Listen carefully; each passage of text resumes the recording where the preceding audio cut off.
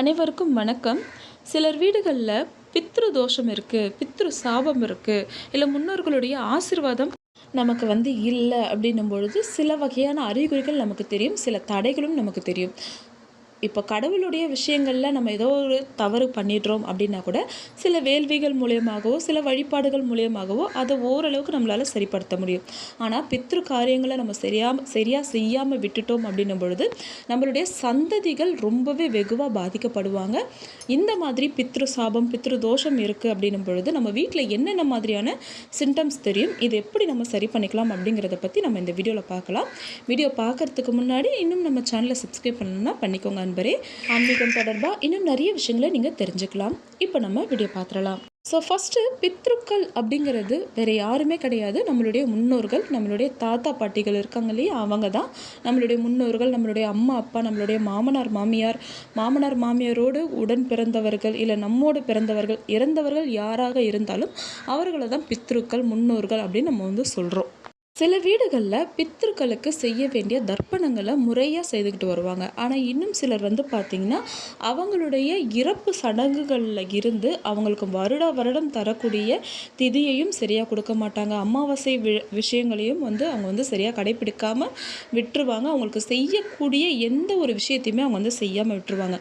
ஆனால் கடவுளுக்கு செய்ய வேண்டிய அத்தனை விஷயங்களும் செய்வாங்க, தான தர்மங்கள் செய்வாங்க. இது எல்லாமே செய்தும் அவங்க வாழ்க்கையில் சில விஷயங்கள் தடைப்பட்டுக்கிட்டே இருக்கும். முக்கியமாக திருமணம் முடிந்தும் ரொம்ப நாளாக குழந்தை பாக்கியம் இல்லாத தம்பதிகள், அதாவது திருமணமே தடையாக இருக்குது. ஒரு வேலைக்கு நம்ம போகிறோம் அப்படின்னா கூட அதுலேயும் தடை தாமதங்கள் ஏற்படுது.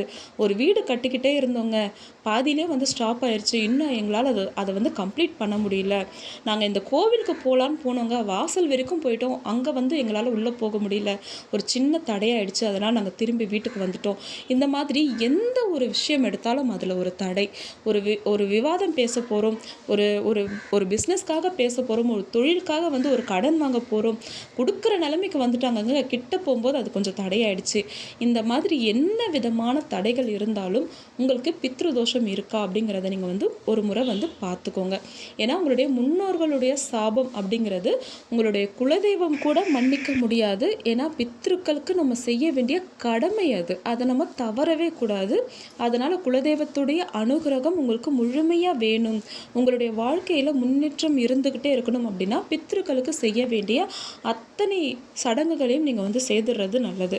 இல்லை ஒவ்வொரு திதிக்கும் எங்களால் கொடுக்க முடியல அப்படின்னா மகாலய அமாவாசை வருடம் வருது இல்லையா, ஸோ அந்த மகாலய அமாவாசையில் உங்களுடைய பித்ருக்களுடைய பேர் மொத்தத்தையுமே நீங்கள் கொடுத்து அந்த மகாலயம் நீங்கள் கொடுத்துக்கலாம். ஒவ்வொருத்தருக்கும் திதி கொடுக்க முடியாதவங்க மகாலயம் கொடுத்தாலே ரொம்பவே நல்லது, அதுவே போதுமானது. அதையும் நீங்கள் கொடுக்கல அப்படின்னா இந்த மாதிரியான தடைகள் ரொம்பவே அதிகமாக வந்துக்கிட்டே இருக்கும். ஸோ இப்படி தடைகள் அதிகமாக இருக்குன்னக்கூடியவங்க ஃபஸ்ட்டு உங்களுடைய மகாலய பக்ஷம் அமாவாசை வரும்போது அந்த திதியை கொடுங்க. இப்போதைக்கு வரக்கூடிய அமாவாசைகளில் மாதம் வரக்கூடிய அமாவாசைகளில் உங்களுடைய முன்னோர்களை நினச்சி நீங்கள் வீட்டில் ஏதோ ஒரு சிம்பிளாக ஏதோ உங்களால் முடிஞ்ச உணவை சமைச்சு உங்கள் முன்னோர்களுக்கு படைச்சு அதை காகத்திற்கு உணவாக கொடுங்க. வயதான ஒரு 4 பேருக்கு உங்களால் முடிஞ்சதுன்னா நீங்கள் சாப்பாடு வாங்கி கொடுங்க.